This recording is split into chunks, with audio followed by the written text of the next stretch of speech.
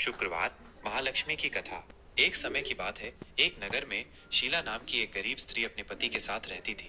वे दोनों बड़े ही धार्मिक और संतोषी स्वभाव के थे और हर शुक्रवार को माँ लक्ष्मी की पूजा अपनी श्रद्धा अनुसार करते थे। एक दिन दोपहर के समय किसी ने शीला के दरवाजे पर दस्तक दी। बाहर एक तेजस्वी और ममतामयी स्त्री खड़ी थी। शीला ने उन्हें आदरपूर्वक घर के अंदर बुलाया और आसन दिया। उस देवी स्वरूप स्त्री ने शीला से उसकी उदासी का कारण पूछा। शीला ने अपनी गरीबी और जीवन की कठिनाइयों का वर्णन किया। तब उस देवी ने कहा, मैं माँ लक्ष्मी हूँ। तुम्हारी भक्ति और श्रद्धा से मैं बहुत प्रसन्न हूँ। मैं तुम्हें वैभव लक्ष्मी व्रत करने की विधि बताती हूँ। इस व्रत को करने से तुम्हारी सभी इच्छाएं पूरी होंगी और तुम्हें धन धान्य की प्राप्ति होगी।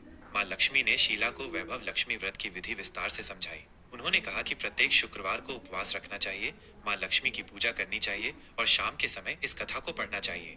व्रत के दिन मीठा भोजन बनाना चाहिए और उसे प्रसाद के रूप में दूसरों को भी बांटना चाहिए। 21 शुक्रवार तक नियमित रूप से इस व्रत को करने से माँ लक्ष्मी की कृपा अवश्य मिलती है। शीला ने माँ लक्ष्मी द्वारा बताई गई विधि के अनुसार पूरी श्रद्धा के साथ वैभव लक्ष्मी व्रत करना शुरू कर दिया।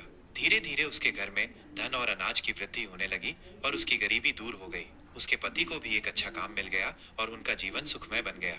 जब 21 शुक्रवार पूरे हो गए तो शीला ने उद्यापन किया और 7 विवाहित स्त्रियों को भोजन कराया और उन्हें वैभव लक्ष्मी व्रत की पुस्तकें उपहार में दी। इस व्रत के प्रभाव से न केवल शीला का जीवन बदला, बल्कि जो भी व्यक्ति सच्चे मन से इस व्रत को करता है, माँ लक्ष्मी उसकी सभी मनोकामनाएं पूर्ण करती हैं।